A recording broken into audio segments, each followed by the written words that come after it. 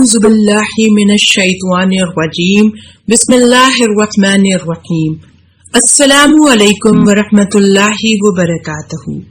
ناظرین، آج کا ہمارا موضوع ہے کہ میاں بیوی ایک دوسرے کی شرمگاہ کو چوم سکتے ہیں یا نہیں۔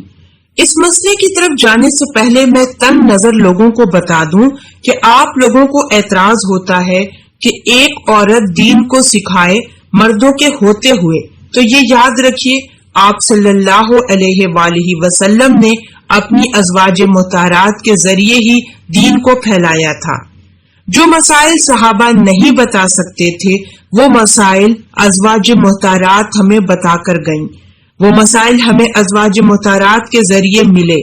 آپ صلی اللہ علیہ وآلہ وسلم کی اندرونی زندگی، آپ صلی اللہ علیہ وآلہ وسلم کی ازدواجی زندگی ہمیں ازواج مطہرات سے ملی۔ دین کے حاصل کرنے میں، دین کے پھیلانے میں، دین کو نشر کرنے میں کوئی شرم نہیں ہونی چاہیے۔ جب ہم دین کو پھیلانے میں ہی شرم کو ملوز خاطر رکھنا شروع کر دیں گے تو یہ دین ہم سے بہت دور چلا جائے گا۔ یہ دین پھر ایک بکاؤ مال بن جائے گا جو آج کل بنا ہوا ہے۔ ہمیں یہ تو شرم آتی ہے کہ ایک عورت ہمیں مسائل بتا رہی ہے، لیکن ہمیں یہ شرم نہیں آتی کہ ہم اس سے کس طرح کے سوالات کرتے ہیں۔ ہمارے معاشرے میں اکثر و بیشتر لوگ سوشل میڈیا سے عجیب و غریب چیزیں دیکھتے ہیں اور پھر وہی عمل کرنے کے خواہش مند ہوتے ہیں۔ اسی طرح جب ہم آپ لوگوں کی اویئرنیس کے لیے ایسے پروگرام کرتے ہیں کہ آپ کو صحیح اور غلط کا پتہ چل سکے، دین کے مطابق زندگی گزارنے کا ہنر جان سکیں، اسی لیے دین کو پھیلانا کوئی شرم کی بات نہیں، بلکہ دین کو پھیلانا اللہ کی رضا اور خوشنودی ہے۔ اور رہی بات کہ جو آج کا ہمارا موضوع ہے کہ میاں بیوی ایک دوسرے کی شرمگاہ کو چوم سکتے ہیں یا نہیں، تو یہ بات یاد رکھیے کہ میاں بیوی کا آپس میں تعلق یہ اللہ پاک نے مقرر کیا ہے۔ اللہ پاک کی طرف سے نکاح کے دو بول کے ذریعے جو میاں بیوی کے درمیان یہ رشتہ قائم ہو گیا تو یہ تمام حرام کو حلال کاموں کی طرف لے آیا۔ جو چیز پہلے ناجائز تھی وہی چیز اب جائز کی طرف آ گئی، لیکن اس کے باوجود بھی یہ یاد رکھیں میاں بیوی کے درمیان بھی ایک تکلف والا، ایک حیا والا رشتہ ہونا چاہیے، کیونکہ ماں باپ جیسے ہوتے ہیں اولاد بھی ویسی ہی ہوتی ہے۔ ہم ماں باپ جب ہم بستری کر رہے ہوتے ہیں، ہمارا ایک مخصوص معاملہ ہو رہا ہوتا ہے، تو اس وقت ہم ہر چیز کو بالائے طاق رکھ دیتے ہیں۔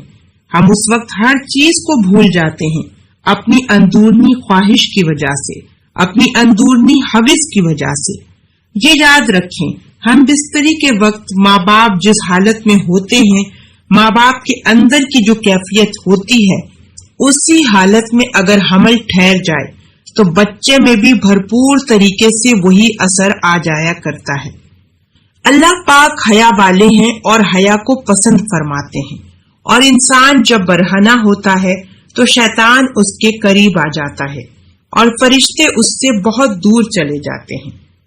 یہ یاد رکھیں، سوشل میڈیا کا غلط استعمال، بلیو فلم دیکھنا، فحاش فلم دیکھنا، یہ سب یہودیوں کی سازش ہے، اور ہم ہیں کہ ہمیں ان کی سازش سمجھ نہیں آتی۔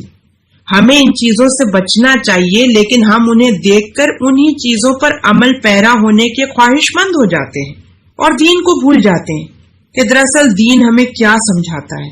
آپ خود سوچیں، ہماری زبان اللہ پاک کا نام لیتی ہے، ہمارے نبی پاک کا نام لیتی ہے، ہمارے ہونٹ قرآن پاک کو بوسہ دیتے ہیں، تو آپ کس طرح یہ برداشت کر سکتے ہیں کہ اللہ پاک کا نام لینے والی زبان، قرآن پاک کو پڑھنے والی زبان ایک گندی جگہ کا بوسہ لے اور ایک گندی جگہ کو چاٹے؟ یاد رکھیں، جب آپ اس طرح کے معاملات کرتے ہیں تو اللہ پاک آپ کے دلوں میں سیاہی پیدا کرنے لگتا ہے، اور جب دلوں میں سختی آ جاتی ہے نا تو ہر چیز سے دوری پیدا ہونا شروع ہو جاتی ہے، ہر چیز سے متعلق سختی ہمارے دلوں میں آنے لگتی ہے۔ اور اگر میں سمپل سا ایک لفظ میں آپ کو جواب دوں تو میاں بیوی کا ایک دوسرے کی شرمگاہ کو چومنا ناجائز ہے۔ اور حرام بھی۔